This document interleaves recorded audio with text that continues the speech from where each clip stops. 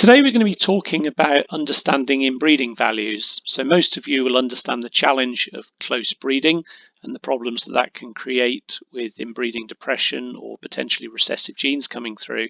And we've got a fantastic piece of software that Signet clients can use to help them. We'll talk about that in the next video, but in this one I just want to show where you can find information. So to get a bit more information about inbreeding values, if you head to Services and head to Inbreeding, if you actually click on that tab, you can see some information that we've written about the challenges of inbreeding. And indeed, if you get to the bottom, it shows you inbreeding levels for particularly close matings. So that's quite useful information to have. If we head to our technical section, if I go down to genetic notes, again, there's another quite nice tab there on inbreeding and how to manage it. So this explains the challenges, and it's nearly impossible to avoid some level of inbreeding within a closed population. But when trying to make the fastest rate of genetic progress, you do want to try and minimize big increases of inbreeding if you possibly can. So that's technical information. Where do I find that information for individual animals? Well, if you head to the sheep search, we actually publish it for individual animals. So this is a run that's done 3 times a year. So it will pick the new animals up periodically and produce inbreeding values across the database. If you scroll past the EBVs and onto the pedigree, you see this value here, I, and I represents inbreeding in this case. So this is an animal with inbreeding coefficient of 2. Typically, you're trying to keep the inbreeding below sort of 6.5–7% within your breeding program. Quite a nice example here. You can see the 2 of the grandparents actually had higher breeding values. So they were relatively closely bred, but mated together, and a little bit of an outcross, I guess, you then get a lower inbreeding value. You might find animals that don't have inbreeding values. That will be for 2 reasons. In this example, you can see 2 of the progeny don't have inbreeding values yet. That's because they've only just gone onto the database. So these are 2020 born lambs and don't have inbreeding values. And also, if an animal doesn't have 8 great grandparents recorded, if there's a gap in the pedigree over the first couple of generations, then we won't produce an inbreeding value for that animal, because if there's information missing, then you get an artificially low inbreeding value, and that gives you a false picture of the level of relatedness within that animal. So as soon as you've got that full back pedigree, then you're ready to run, and you'll have more data. So it's particularly useful in breeds where we have the full pedigree data set, such as the Suffolks and Hamps, because all those gaps are filled in for you. So that's where to find inbreeding values. We can have a look at another one here just very quickly.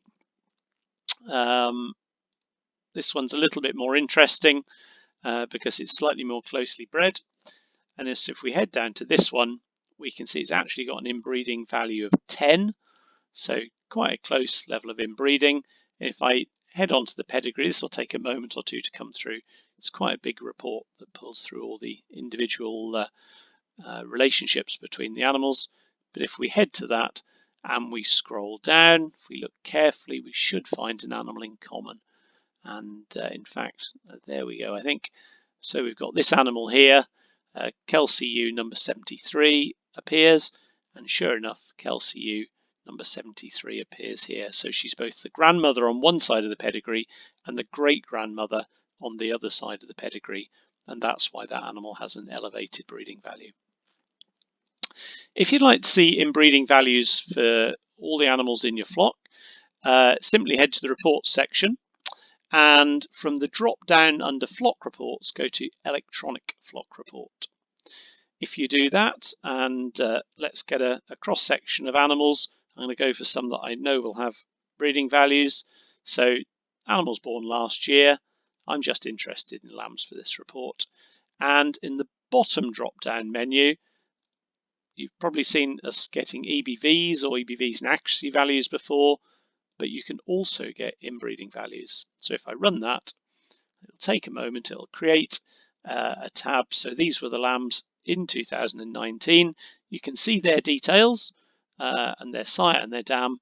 And right at the end here, you can see that we did an inbreeding run in April, and these were the inbreeding values for those animals. So all I need to do is click on a CSV file or an Excel file, and that will be created. And then if I opened that up, I would see all their inbreeding values in my Excel file. So a nice way of just having a quick look at the flock. Something else that's quite useful to have a look at is using genetic trends. So again, I'm heading to the reporting menu. I'm going to drop down to genetic trends, and I'm interested in breeding within the flock. I'm going to look between 2006 and where should we go? We'll go to the end of 2019, and I can choose any trait of interest to me, but I'm interested in the bottom one, which is inbreeding values. And I could have it for lambs, or I could have it for sires, or I could have it for dams, but I'd like it for all. I'd like to see those trends over time. So let's click this report, take a moment or two to run. There we go.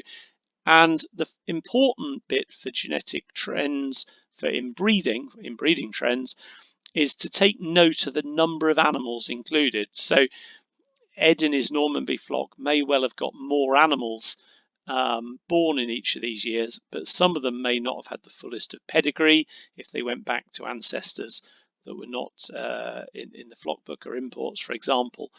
And so it will be slightly lower numbers than maybe the normal genetic trend would show. So number of animals and then the average inbreeding value over time. So I can scroll down, I can see quite a nice chart is produced. The green line is the lambs, so I can see that his inbreeding has picked up in some years, dropped in others where he's tried to use an outcross. And a bit like the genetic trends, the trend for the dams here in red sort of closely mirrors it coming along behind. So the lambs that had a certain inbreeding value in this year, a couple of years later, they're the females that come into the flock, so you expect that to follow. And actually quite low levels of inbreeding in his sires, but he's progressively tried to get better and better rams coming in, and that does limit some of the options. So you can monitor the trends for the flock, and you can actually see how inbred both your ewes and the rams that you're using are as well at the same time. So a real nice picture. We can see here he's got a sort of an average inbreeding level just around the 5 mark. Now we're going to try and keep that below sort of 6 or 7. That isn't always easy or possible to do, and probably useful to put it in context. If we go back, we can run exactly the same trend, not for the flock, but for the breed. So let's click on the breed report. Now this will take longer to run because it's a big report. You can see big numbers of lambs, sires and dams coming through, and you can see rates of change in inbreeding over time. So to be fair, despite really intensive selection pressure over the space of, what have we got here, 12 or 13 years, the inbreeding coefficient's only risen by about 1% over time. And the genetic experts would say, well, actually the important bit is less about where your overall inbreeding is and more about how fast is it changing over time. If it's going 2, 4, 6, 8% with each year, that's a bigger problem than a very slow rise between, let's say, 5 and 6% over the space of a decade or more. So an interesting picture telling us about levels of inbreeding within the population, and I think that's useful in putting your own results in context when you're trying to select sires. So some really useful information there on inbreeding. We've shown you how to interpret the data, what sort of thresholds to be looking at, where to find the information for individual animals, and how to monitor it for your flock. If this is of interest, have a look at the next video, because that's going to show you how to calculate inbreeding values for future matings.